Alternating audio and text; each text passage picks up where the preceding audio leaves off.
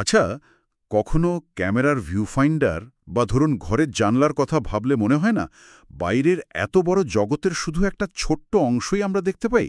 হ্যাঁ, ঠিক তাই। কম্পিউটার গ্রাফিক্সের দুনিয়াতেও ব্যাপারটা অনেকটা এইরকম, তাই না? কম্পিউটার কি করে ঠিক করে যে ওর ডিজিটাল জগতের কোন অংশটা আমাদের স্ক্রিনে দেখাবে? একদম। মনে হয় যেন একটা ডিজিটাল জানালা তৈরি করছে। হ্যাঁ, হ্যাঁ। আজকের আলোচনাটা ঠিক এই নিয়ে, 2D ভিউইং, মানে দ্বিমাত্রিক দৃশ্য কি করে স্ক্রিনে আসে। আমরা দেখব কম্পিউটার তার নিজের তৈরি করা জগৎ থেকে কোন অংশটা বেছে নিচ্ছে আর সেটাকে স্ক্রিনের জন্য তৈরি করছে। হ্যাঁ, আর এই আলোচনাটা কিন্তু কম্পিউটার গ্রাফিক্সের যে প্রতিষ্ঠিত ধারণা, মানে টেক্সট বইয়ের তথ্যের উপর ভিত্তি করেই। আচ্ছা। আমাদের লক্ষ্য তাহলে 2D ভিউইংয়ের যে মেইন স্টেপগুলো, যেমন উইন্ডো, ভিউপোর্ট আর ক্লিপিংয়ের অ্যালগোরিদম, এগুলো সহজ করে বোঝা। কিছু বাস্তব উদাহরণ দিলে ভালো হয়। নিশ্চয়ই। তাহলে শুরু করা যাক ভিউইং পাইপলাইন দিয়ে। এটা কি জিনিস আসলে? ভিউইং পাইপলাইন হলো মানে একটা পর্যায়ক্রমিক প্রক্রিয়া। অনেকগুলো ধাপ আছে এতে। আচ্ছা। একটা দৃশ্যের যে গাণিতিক বর্ণনা থাকে, মানে ওয়ার্ল্ড কোঅর্ডিনেটে, সেটা ধাপে ধাপে বদলে স্ক্রিনের পিক্সেলে, মানে ডিভাইস কোঅর্ডিনেটে আসে। ও, অনেকটা ফটোগ্রাফির মতো, যেখানে লেন্স থেকে ছবিটা সেন্সরে ধাপে ধাপে তৈরি হয়। একদম ঠিক অ্যানালগটা।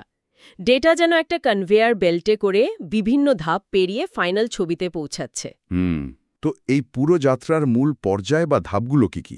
মানে ওয়ার্ল্ড কোঅর্ডিনেট থেকে স্ক্রিনের পিক্সেল পর্যন্ত? সংক্ষেপে বললে প্রথমে ওয়ার্ল্ড কোঅর্ডিনেট থেকে জিনিসটা ভিউইং কোঅর্ডিনেটে যায়, তারপর সেটা 2D প্রজেকশন কোঅর্ডিনেটে আসে, এরপর ক্লিপিং বা ছাঁটাই হয়। ক্লিপিং, আচ্ছা। হ্যাঁ, আর একদম শেষে ভিউপোর্ট ট্রান্সফরমেশন হয়ে ডিভাইস কোঅর্ডিনেটে, মানে স্ক্রিনের পিক্সেলে চলে আসে। এই পুরো প্রসেসটা কিন্তু খুব জরুরি। এই প্রক্রিয়ার মধ্যে দুটো শব্দ খুব বেশি শোনা যায়, উইন্ডো আর ভিউপোর্ট। এই দুটো ঠিক কি? আচ্ছা, উইন্ডো হলো ওয়ার্ল্ড কোঅর্ডিনেটে ডিফাইন করা একটা কাল্পনিক আয়তক্ষেত্র। এটা ঠিক করে যে বিশাল দৃশ্যের কোন অংশটা আমরা দেখতে চাইছি।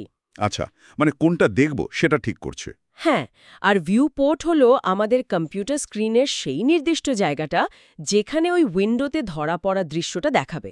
ও, যেমন ধরুন একটা বড় ম্যাপের একটা অংশ সিলেক্ট করে সেটা উইন্ডো, ফোনের স্ক্রিনের এক কোণে দেখাচ্ছি, সেটা ভিউপোর্ট। একদম পারফেক্ট উদাহরণ। উইন্ডো ঠিক করছে কি দেখব, আর ভিউপোর্ট ঠিক করছে কোথায় দেখব। বুঝলাম। তাহলে এই উইন্ডোর জিনিসটাকে ভিউপোর্টে আনা, এটাই কি উইন্ডো টু ভিউপোর্ট ট্রান্সফরমেশন? ঠিক তাই। এটা একটা ম্যাপিং প্রসেস। উইন্ডোর ভেতরের কন্টেন্টটাকে ভিউপোর্টের মাপে ফিট করানো হয়। কিভাবে? স্কেলিং, ট্রান্সলেশন দিয়ে?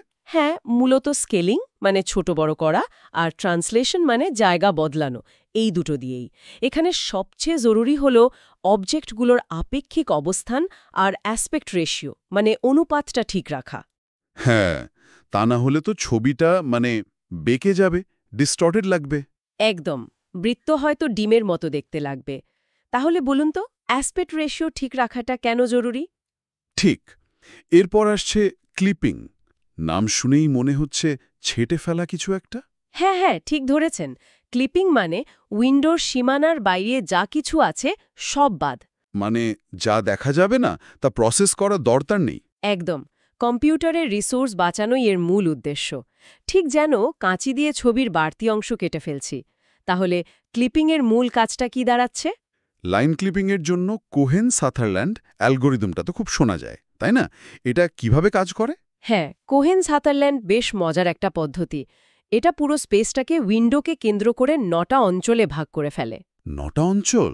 হ্যাঁ, আর প্রত্যেকটা লাইনের যে দুটো প্রান্তবিন্দু, সেগুলো কোন অঞ্চলে পড়ছে তার জন্য একটা 4 বিটের রিজন কোড ব্যবহার করে। যেমন উইন্ডোর ঠিক ভেতরের অঞ্চলের কোড হল 0000। আচ্ছা, 4 বিট কোড। এই কোডগুলো দেখেই খুব তাড়াতাড়ি বোঝা যায় লাইনটা কি পুরো ভেতরে ট্রিভিয়াল একসেপ্ট, নাকি পুরো বাইরে ট্রিভিয়াল রিজেক্ট, নাকি কিছুটা ভেতরে আর কিছুটা বাইরে আছে। ও, দারুণ তো। তার মানে শুধু যেগুলো কিছুটা ভেতরে সেগুলোর জন্যই ইন্টারসেকশন বা ছেদবিন্দু ক্যালকুলেট করতে হয়। একদম। এতে অনেক ক্যালকুলেশন বেঁচে যায়। বিটওয়াইজ অপারেশন দিয়ে কোড চেকিং হয় তো, তাই খুব ফাস্ট। তার মানে এই রিজিয়ন কোড ব্যবহার করে ডিসিশন নেওয়াটা অনেক অপটিমাইজড হয়ে যাচ্ছে। ঠিক, বিশেষ করে যখন বেশিরভাগ লাইনই হয় পুরো ভেতরে নয়তো পুরো বাইরে থাকে। তাহলে এই রিজিয়ন কোড ব্যবহারের প্রধান সুবিধাটা কি? আরেকটা নামও বেশ শোনা যায় লাইন ক্লিপিংয়ে, লিয়াং বার্স্কি। এটা কি কোহেন সাথারল্যান্ডের চেয়ে আলাদা? হ্যাঁ, লিয়াং বার্স্কি একটু অন্যভাবে কাজ করে। এটা লাইনের প্যারামেট্রিক ইকুয়েশন ব্যবহার করে। প্যারামেট্রিক ইকুয়েশন মানে ওই ইউ ভ্যালু দিয়ে? হ্যাঁ, ঠিক তাই। লাইনটাকে সময়ের সাথে প্যারামিটার ইউ চলা একটা বিন্দুর পথ হিসেবে দেখে অ্যালগরিদমটা খুঁজে বের করে লাইনটা উইন্ডোর 4টে বাউন্ডারির সাথে ঠিক কোন ইউ ভ্যালুতে ইন্টারসেক্ট করছে, মানে কখন ঢুকছে U1 আর কখন বেরোচ্ছে U2। আচ্ছা। যদি ঢোকার প্যারামিটার বেরোনোর চেয়ে বড় হয়, মানে U1 U2, তার মানে লাইনটা পুরোটাই বাইরে, ক্লিপ করার দরকারই নেই। তাহলে এটার সুবিধাটা কি? কখন এটা বেশি ভালো কাজ করে? লিয়াং বার্স্কি অনেক সময় বেশি এফিশিয়েন্ট হয়, কারণ এতে সরাসরি ইন্টারসেকশন প্যারামিটার ক্যালকুলেট করা হয় আর কম ক্যালকুলেশন লাগে, বিশেষ করে যখন লাইন ক্লিপ হওয়ার চান্স বেশি থাকে। তাহলে কোহেন স্যাটারল্যান্ডের চেয়ে লিয়াং বার্স্কি কখন দ্রুত হতে পারে? বেশ, লাইন তো বোঝা গেল, কিন্তু যদি একটা পলিগন বা বহুভুজ ক্লিপ করতে হয়, তার জন্য সাথারল্যান্ড হাজব্যান্ড অ্যালগরিদমটা কেমন? সাথারল্যান্ড হাজম্যান পলিগনকে উইন্ডোর প্রত্যেকটা বাউন্ডারির এগেনস্টে, মানে বাম, ডান, উপর, নিচ, এই 4টে বাউন্ডারির এগেনস্টে ধাপে ধাপে ক্লিপ করে। ধাপে ধাপে করেও নতুন ভার্টেক্স লিস্ট তৈরি করে, মানে ক্লিপড পলিগনের নতুন ভার্টেক্সগুলো। এটার কি কোনো অসুবিধা আছে? হ্যাঁ, এর একটা বড় লিমিটেশন হলো এটা অবতর বা কনকেভ পলিগনের ক্ষেত্রে সবসময় ঠিকঠাক কাজ করে না, অনেক সময় বাড়তি কিছু লাইন জুড়ে দেয়। আচ্ছা, মানে কনকেভ পলিগনে সমস্যা হয়। তাহলে স্যাথারল্যান্ড হাজম্যান মূলত উত্তল বা কনভেক্স পলিগনের জন্য ভালো। একদম। তাহলে সাথারল্যান্ড হাজব্যান্ড পলিগন ভার্টেক্সগুলোকে ক্লিপ বাউন্ডারি সাপেক্ষে কিভাবে প্রসেস করে? তাহলে কনকেভ পলিগনের জন্য উপায় কি? ওয়েলার অ্যাথেটন বলে কিছু আছে। ঠিক ধরেছেন, ওয়েলার অ্যাথেটন অ্যালগরিদমটা বেশ জটিল, কিন্তু এর ক্ষমতা বেশি। এটা কনকেভ পলিগন, এমনকি ফুটোওয়ালা পলিগনও ঠিকঠাক ক্লিপ করতে পারে। কিভাবে করে? বেশ জটিল মনে হচ্ছে। তাহলে কখন ওয়েলা অ্যাথেটন ব্যবহার করাটা জরুরি হয়ে পড়ে? যখন স্যাথারল্যান্ড হাজম্যান দিয়ে কাজ হয় না, মানে কনকেভ বা আরও জটিল পলিগনের ক্ষেত্রে। সবশেষে টেক্সট বা লেখা ক্লিপ করার ব্যাপারটা একটু বলবেন? টেক্সট ক্লিপিংয়েরও কয়েকটা রাস্তা আছে। সবচেয়ে সহজ হল স্ট্রিংয়ের একটু অংশ বাইরে গেলেই পুরো স্ট্রিংটাই বাদ দিয়ে দেওয়া। আচ্ছা, অল অর নাথিং। হ্যাঁ, আরেকটু ভালো উপায় হল শুধু যে অক্ষরগুলো কিছুটা বা পুরোটা বাইরে, সেগুলোকে বাদ দেওয়া। আর সবচেয়ে ভালো উপায়? সবচেয়ে নিখুঁত কিন্তু কিছুটা স্লো পদ্ধতি হল অক্ষরের ঠিক যেটুকু অংশ বাইরে পড়েছে সেটুকুই ক্লিপ করা। এটা ম্যাপ বা ডায়াগ্রামে লেবেল দেখানোর সময় খুব কাজে লাগে। তার মানে পারফরম্যান্স আর অ্যাকুরেসির মধ্যে একটা ট্রেড অফ আছে। তাহলে টেক্সট ক্লিপিংয়ের সেরা উপায়টা কিসের উপর নির্ভর করে? একদম অ্যাপ্লিকেশনের প্রয়োজনের উপর। দারুণভাবে বোঝা গেল কিন্তু পুরো বিষয়টা।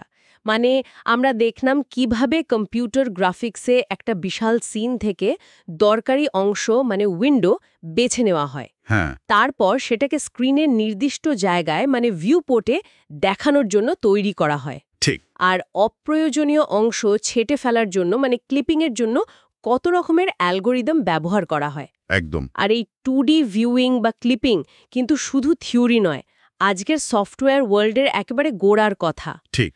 আমরা যে GUI দেখি, web design, game development, data visualisation, সব কিছুর পেছনে এই আইডিয়াগুলো কাজ করছে।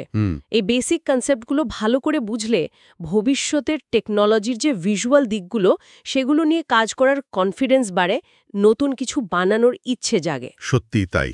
এই ভিত্তিটা মজবুত হওয়া খুব দরকারি। আচ্ছা, শেষ করার আগে একটা প্রশ্ন ভাবনার জন্য রেখে যাই। নিশ্চয়। এই যে 2D ক্লিপিং কৌশলগুলো নিয়ে আমরা আলোচনা করলাম, এগুলো ব্যবহার করে একটা জটিল 3D অবজেক্টকে, ধরুন একটা গাড়ির মডেলকে, একটা 3D ভিউ ভলিউমের সাপেক্ষে, মানে একটা কাল্পনিক ক্যামেরা ফ্রাস্টেমের মধ্যে কিভাবে ঠিকঠাক ক্লিপ করা যেতে পারে, এর জন্য কি কি এক্সট্রা চ্যালেঞ্জ আসতে পারে বলে মনে হয়?